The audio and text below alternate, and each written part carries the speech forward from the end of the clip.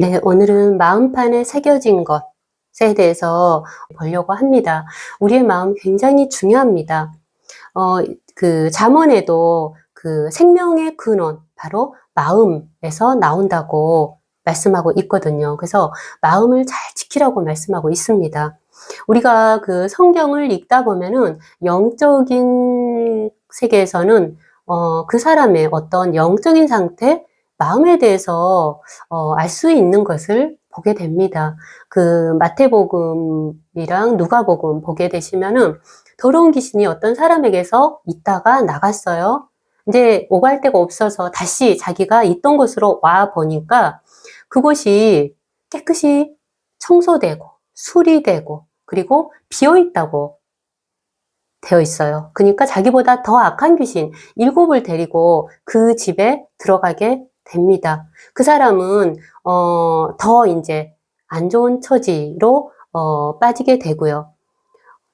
근데 이 말씀이 누가복음 그리고 베드로후서에도 비슷한 말씀이 나와 있습니다. 이걸 통해서도 우리는 마음에 하나님이 계시는지 계시지 않는지, 그 사람의 그 마음 양심이 청결한지의 어떤 유무, 그리고 어떤 일을 할 때 그 동기가 어디서 나오게 되는지라던가, 아니면은 그 어떠한 것이 그 마음에 거하는지, 순종으로 불순종으로 살아가는지를 알 수 있겠다는 것을 우리는 말씀을 보면서 보게 됩니다. 그러면서 말씀 보다 보면 나의 마음은 과연 어떨까, 이런 생각을 많이 하게 됩니다. 그 성경에는 우리 마음에 있는 것들이 마지막 심판 때 모두 다 드러나게 된다고 말씀하고 있거든요. 근데 우리 스스로는 우리의 마음이 어떤지 다 알 수 없습니다. 다만 그냥 하나님을 따라서 이 말씀의 그 말씀과 기도로 항상 거룩해지도록 살아가야 되는 거죠. 마태복음 5장에 보시면은 산상수훈에 대해서 나와 있습니다. 5장 8절에 보시면은 마음이 청결한 자는 복이 있나니 그들이 하나님을 볼 것이며, 이렇게 나와 있어요. 그러니까 주의 길로 행하는 이들에게 나타나는 그 복이 바로 산상수훈에 있는 복이죠. 여기서 보면은 마음이 청결한 자는 하나님을 볼 수 있다고 말씀하고 있습니다. 어떻게 볼까요? 그러니까 그 사람의 마음이 청결하고 그리고 양심이 바르고 이러할 때, 또한 그 마음에 하나님이 계실 때 그 사람의 마음의 눈으로 하나님을 바라보게 된다는 것이겠죠. 디모데전서 1장 5절에 보시면은 이 교훈의 목적에 대해서 나옵니다. 이 교훈은 어떤 겁니까? 우리에게 주신 이 모든 성경 말씀 66권을 우리에게 주신 목적이 있다는 것입니다. 하나님께서 이 성경 66권을 다 하나님의 사람들을 통해서 쓰셔서 우리에게 주셨습니다. 근데 우리에게 주신 목적은 청결한 마음, 선한 양심, 거짓이 없는 믿음에서 나오는 사랑으로 살아가도록 이 말씀을 주셨다는 거죠. 그리고 이 말씀에 순종하여서 선을 택해서 하나님의 뜻에 따라 살아가게 하시는 것입니다. 그렇기 때문에 우리는 모든 성경이 하나로 연결되어 있다는 것을 또한 알게 됩니다. 성령께서 다 쓰셨기 때문이죠. 또한 성령께서 깨닫게 해주심으로 우리는 성경 전체를 함께 보는 것이 유익하다는 것을 알 수 있습니다. 또한 우리가 어떤 일을 행할 때 이 동기는 거짓이 없는 믿음에서 나오는 사랑으로 행하는 것이 하나님께서 원하시는 것이라는 것을 말씀을 통해서 또한 알게 됩니다. 자, 그렇다면은 우리가 청결한 마음, 그리고 마음이라던가 양심이라던가 어떤 사랑으로 행할 때 그러한 것들을 정말 하나님의 뜻에 따라 살아가야 되는데요. 우리가 이 땅에 살아가는 동안에는 우리의 모든 것들이 행위책에 기록이 됩니다. 그래서 하나님은 이제 마지막 때 이 행위책에 의해서 우리 사람 한 사람 한 사람을 다 심판을 하십니다. 근데 그거 아십니까? 그 행위책에 기록되는 것뿐만이 아니라 또 다른 곳에도 기록이 된다는 것을요. 한번 말씀들을 통해서 한번 보겠습니다. 에레미야 17장 1절입니다. 유다의 죄는 금강석 끝 철필로 기록되되 그들의 마음판과 그들의 제단뿔에 새겨졌거늘 이렇게 말씀하고 있어요. 그러니까 유다가 이제 그 멸망하기 전에 그 에레미야를 통해서 주신 말씀입니다. 유다는 죄가 그들의 마음에, 그들의 마음판에 새겨져 있대요. 그것뿐만이 아니라 제단 뿔에도 새겨져 있다고 합니다. 그들의 마음이 하나님을 떠나고 그리고 불순종함으로 살아가고 있다는 것이죠. 그들이 하나님께 제단에서 제사를 드리지만은 이 제단은 여러 가지 제사가 지내지는 것입니다. 또한 죄들이 태워지는 것이죠. 하지만은 그 죄가 그 제단뿔에 새겨져 있다고 되어 있습니다. 그러니까 온전한 제사가 드려지지 않았다는 것이죠.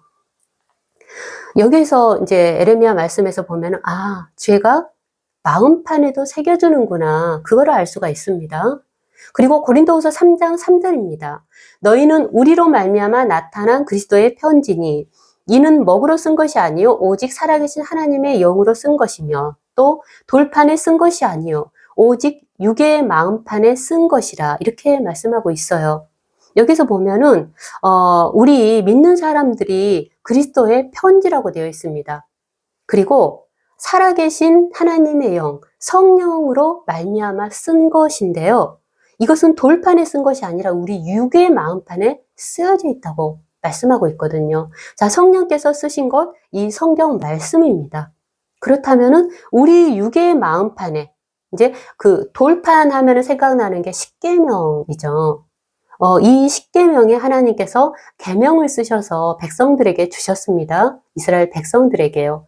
근데 이 십계명은요, 이 성경 말씀을 정말 그 함축해서 적은 계명이죠. 지금 우리 그 신약 시대를 살아가고 있는 지금 우리는 이 십계명이 육적인 것뿐만이 아니라 영적인 면에서도 또한 따라야 됩니다. 이러한 것들이 이 성경에 다 들어가 있습니다. 그렇기 때문에 우리의 마음판에 바로 그 하나님께서 우리에게 말씀하신 것들을 순종함으로써 그 순종한 말씀들을 우리 마음판에 새겨서 세상에서 향기를 품으면서 살아가라는 그리스도의 편지로 살아가라는 그런 말씀입니다. 그리고 로마서 말씀을 한번 볼게요. 로마서 2장 14절에서 16절입니다. 율법 없는 이방인이 번성으로 율법의 일을 행할 때에는 이 사람은 율법이 없어도 자기가 자기에게 율법이 되나니 이런 이들은 그 양심이 증거가 되어 그 생각들이 서로 혹은 고발하며 그 마음에 새긴 율법의 행위를 나타내느니라. 곧 나의 복음에 이른 바와 같이 하나님이 예수 그리스도로 말미암아 사람들의 은밀한 것을 심판하는 그날이라. 자, 여기 보시면 이 말씀이 참 해석하기가 힘든 그런 말씀입니다. 근데 이 말씀만 보는 게 아니라 다른 제가 이제 함께 이렇게 그 나눴던 그런 말씀들과 함께 보시면은요, 이해가 더 쉽게 되실 것입니다. 하나님은 공의로 심판하십니다. 모든 사람을 심판하세요. 그리고 믿는 사람이든 믿지 않는 사람이든 모든 사람은 행위책이 있습니다. 또한 그 사람들의 마음판에 이 땅에서 살아갔던 일들이 마음에 새겨져 있습니다. 오늘 이 그 로마서 말씀에서도 마음에 새긴 율법의 행위, 그리고 양심이 증거가 되고 생각들이 서로 고발한다고 말씀하고 있거든요. 그렇기 때문에 그 하나님은 어떻게 공의로 심판을 하시냐면은 율법이 없는 이방인들, 복음이 없던 시대들, 그리고 그 복음을 듣지 못한 사람들은요, 그 사람들은 바로 그 사람들의 마음이 어떤지, 양심이 어떤지, 생각들이 어떠한지, 그리고 이 땅에서 어떻게 살아갔는지, 이러한 것들을 그 사람의 행위책, 그 사람의 마음과 양심에 새겨져 있는 것들을 보면서 심판을 하신다는 것입니다. 많은 질문들을 해요. 그 복음을 듣지 못했던 뭐 이순신이라던가 아니면은 뭐 세종대왕이라던가 뭐 대체적으로 보면은 우리가 보기에 조금 착하게 살았던 사람들도 있는 것 같은데 이 사람들은 복음을 모르니까 다 멸망합니까? 이렇게 질문들을 많이 하시거든요. 거기에 대한 이제 그 하나님의 말씀이 바로 이런 말씀이죠. 그 사람들의 그 양심이라던가 그 행위라던가 마음이라던가 이러한 것들을 보시면서 하나님은 공의로 심판을 하신다는 것입니다. 그렇다면 우리 믿는 사람들은 어떻게 심판을 할까요? 우리 믿는 사람들에게는 이 성경 말씀을 주셨습니다. 물론 성경 말씀을 받지 못하고 구하지 못하고 믿은 사람들도 있어요. 그거는 이제 또 하나님의 어떠한 공의로 이제 심판을 하시겠죠. 예를 들어서 뭐 이슬람권이라던가 북한이라던가 이런 곳에 성경이 보급되기 힘든 곳, 이런 것들 있지 않습니까? 이러한 곳에도 또 하나님께서 어떠한 그 공의로 심판을 하실 것입니다. 그렇다면은 지금 우리는 성경을 누구나 구할 수가 있습니다. 또한 이 성경 말씀이 이런 책뿐만이 아니라 뭐 인터넷이라던가 TV라던가 뭐 핸드폰이라던가 모든 곳에 그러한 것들을 통해서 우리는 쉽게 볼 수가 있습니다. 우리들에게는 그럼 이 성경 말씀을 통해서 심판을 하시겠네요. 그렇기 때문에 십자가의 도, 믿음에 대해서 아는 것이 굉장히 중요하고요. 이 성경 말씀에는 우리가 어떻게 살아가야 되는지, 죄가 무엇인지, 그리고 하나님께서 무엇을 기뻐하시고 하나님을 따라 선을 행하면서 살아가는 것이 무엇인지가 나와 있습니다.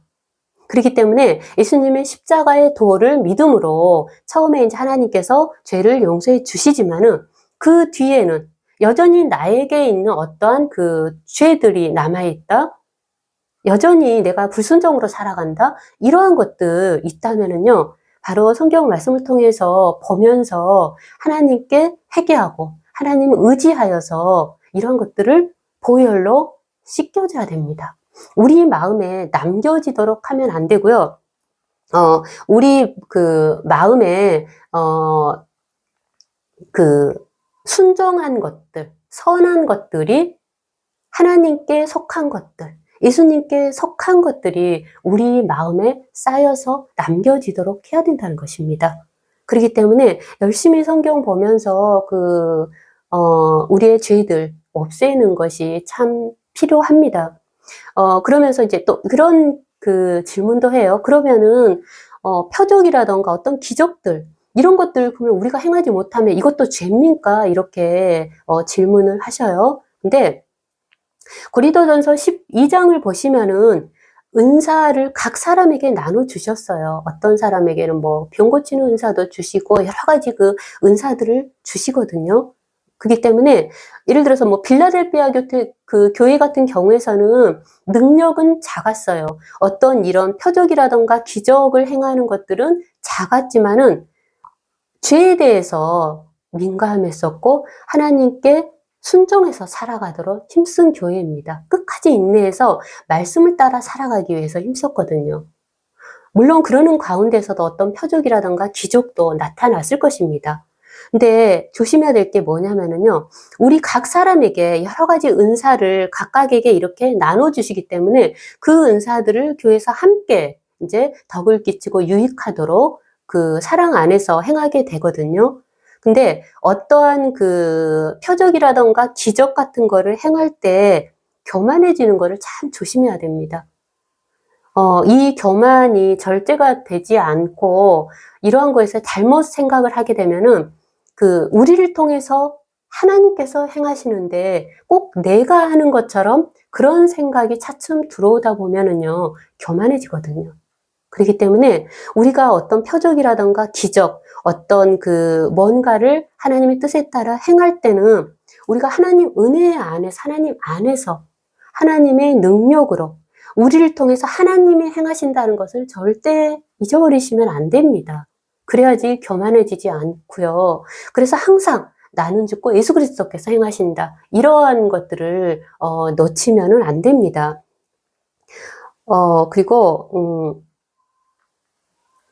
그래서 이제 로마서 2장 14, 16에서 보시면은요, 하나님께서 이제 심판하실 때 그 사람의 양심, 생각들, 마음에 새겨있는 어떤 행위들, 그리고 행위책에 있는 것들, 이런 것들을 통해서 심판하신다는 것입니다. 베드로전서 4장 5절에도 그 말씀이 있어요. 그들이 산 자와 죽은 자를 심판하기로 예비하신 이에게 사실대로 고하리라. 이 말씀을 보시면은요, 그 심판대 앞에서 그 각 사람이 자기가 이 땅에서 살았던 거에 대해서 고한다고, 말씀한다고 하거든요. 이것을 보시면은, 아, 자신의 마음의 것들을 스스로 토설하게 되는구나. 이걸 알 수가 있습니다. 예수님도 말씀을 하셨어요. 그 사람의 마음에 쌓인 것들이 입으로, 그리고 행위로 나온다고 말씀을 하셨거든요. 선을 쌓은 자는 선으로 나오고, 악을 쌓은 자는 악으로 나온다고 말씀을 하고 있습니다. 고린도전서 그 4장 4절에서 5절 보시면은요, 여기에도 이제, 이 말씀도 한번 볼게요. 사도 바울의 그 말씀입니다. 내가 자책할 아무것도 깨닫지 못하나, 이로 말미암아 의롭다함을 얻지 못하노라. 다만 나를 심판하실 이는 주시니라. 그러므로 때가 이르기 전, 곧 주께서 오시기까지 아무것도 판단하지 말라. 그가 어둠에 감추인 것들을 드러내고 마음의 뜻을 나타내리니 그때에 각 사람에게 하나님으로부터 칭찬이 있으리라. 여기서 보시면은 사도 바울은 자기에게 자책할 아무것도 깨닫지 못한다고 하고 있습니다. 근데 그렇지만은 스스로 의롭다함을 얻지 못한대요. 왜냐? 나를 심판하실 이는 이제 예수님께서 오셔서 심판하실 것이고, 그리고 마음에 감추인 것들, 마음의 뜻이 나타난다고 되어 있거든요. 우리는 우리 스스로의 마음에 뭐가 감춰져 있는지, 마음의 뜻이 어떤 건지 다 알 수가 없습니다. 그렇기 때문에 사도 바울도 우리가 보기에는 온전하고 장성해 보여요. 스스로도 자책할 아무것도 깨닫지 못한다고 하고 있습니다. 하지만은 의롭다, 나는 의롭다 하지 못한다고 말씀해요. 그러면서 항상 십자가의 은혜로, 십자가의 도로 자신을 돌아보면서 두렵고 떨림으로 구원을 이루어갖고 우리에게도 그렇게 말씀을 하고 있는 것입니다. 예수님이 그 말씀하셨어요. 마태복음 13장 31절에 보시면은요, 천지는 없어지겠으나 내 말은 없어지지 아니하리라, 이 말씀을 하셨어요. 천지는 결국은 불에 타서 다 없어진다고 말씀을 하고 있습니다. 근데 없어지지 않는 것은 하나님의 말씀만이 없어지지 않는다고 되어 있어요. 이 말씀과 함께 한번 고린도전서 3장 10절에서 15절 말씀 한번 볼게요. 제가 읽어보겠습니다. 내게 주신 하나님의 은혜를 따라 내가 지혜로운 건축자와 같이 터를 닦아두매 다른 이가 그 위에 세우나 그러나 각각 어떻게 그 위에 세울까를 조심할지니라. 이 닦아둔 것 외에 능히 다른 터를 닦아둘 자가 없으니 이 터는 곧 예수 그리스도라. 만일 누구든지 금이나 은이나 보석이나 나무나 풀이나 집으로 이 터 위에 세우며 각 사람의 공적이 나타날 터인데 그날의 공적을 밝히리니 이는 불로 나타내고 그 불이 각 사람의 공적이 어떠한 것을 시험할 것입니다. 만일 누구든지 그 위에 세운 공적이 그대로 있으면 상을 받고 누구든지 그 공적이 불타면 해를 받으리니 그러나 자신은 구원을 받되 불 가운데서 받은 것 같으리라. 이렇게 말씀하고 있어요. 이것은 믿음의 사람에게 하시는 말씀입니다. 근데 불로 각 사람의 공적, 그러니까 이 땅에서 믿음의 사람이 살아갔던 어떤 이런 것들에 대해서 시험을 하신다고 말씀하거든요. 불로 시험을 하는데 이 불로 인해서 태워져 버리면은 그거 없어지는 거래요. 근데 태워지지 않고 남아있는 것들만 하나님으로부터 상을 받게 된다고 말씀하고 있습니다. 어떤 것들이 그럼 남아 있을까요? 아까 마태복음 13장 31절에 천지는 없어진다 이렇게 말씀하셨어요. 근데 내 말은 없어지지 아니하리라. 그러니까 예수님의 말씀만이 없어지지 않습니다. 불태워질 것들은 무엇입니까? 죄라던가 더러움이라던가 땅에 속한 것들, 예수님의 밖에 있는 것들. 그러니까 이 다 불태워질 것이고요. 그 다음에 예수 그리스도 위에 세워진 터, 진리의 선한 말씀이라든가 하늘에 속한 것들, 예수님 안에 있는 것들만 남게 될 것입니다. 그렇기 때문에 우리가 이 말씀에 순종해서 우리 마음에 새겨져 있는 것들, 이런 것들은 태워지지 않을 것입니다. 그리고 아까 이제 디모데전서 1장 5절에 이 말씀을 우리에게 주신 목적이 있었습니다. 청결한 마음. 선한 양식, 거짓이 없는 믿음에서 나오는 사랑, 이러한 것들에 대해서 말씀하셨어요. 그렇기 때문에 우리가 그 어떠한 일을 할 때 동기도 거짓이 없는 믿음에서 나오는 사랑으로 행할 때 이 동기가 하나님의 뜻에 따른 것이기 때문에 남게 된다는 것입니다. 그렇기 때문에 항상 마음을 지켜서 살아가는 것 너무나 중요함을 다시 한번 생각하게 됩니다.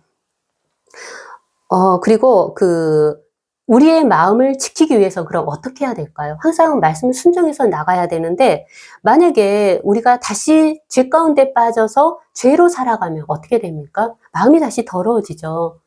히브리서 3장이 그래서 죄의 유혹으로 완고하게 되지 않도록 조심하라고 말씀하고 있습니다. 이 완고하게 된다는 것, 마음이 다시 완고하게 되고 더럽혀진다는 것입니다.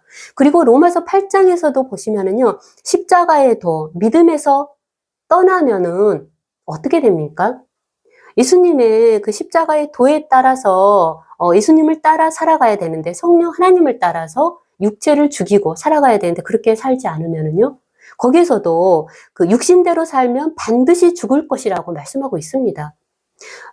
영으로서 몸의 행실을 죽이면 산다고 말씀하고 있어요. 그렇기 때문에 빌라델피아 교회처럼 정말 끝까지 인내하면서 그 말씀에 순종하여서 살아가야 되는 것입니다. 그것이 내 마음을 지키는 것입니다. 스바냐 2장 3절을 보시면은요, 여호와의 규례를 지키는 세상의 모든 겸손한 자들아, 너희는 여호와를 찾으며 공의와 겸손을 구하라. 너희가 혹시 여호와의 분노의 날에 숨김을 받으리라, 숨김을 얻으리라, 이렇게 말씀하고 있습니다. 우리가 이 땅에 살아갈 때 그 하나님의 말씀을 지키면서 살아가고요, 하나님의 그 마음을 알고 우리가 이 땅을 살아갈 때 또한 공의롭게 그리고 겸손을 구하면서 하나님의 뜻에 따라 살아갈 때 이 분노의 날에 숨겨 주신다고 말씀하고 있습니다. 바로 빌라델피아 교회가 시험의 때를 면하는 그런 그 교회죠. 자, 결론입니다. 잠언 4장 23절 말씀에서처럼 모든 지킬 만한 것 중에 더욱 내 마음을 지키라. 생명의 근원이 이에서 남이라고 말씀하고 있습니다.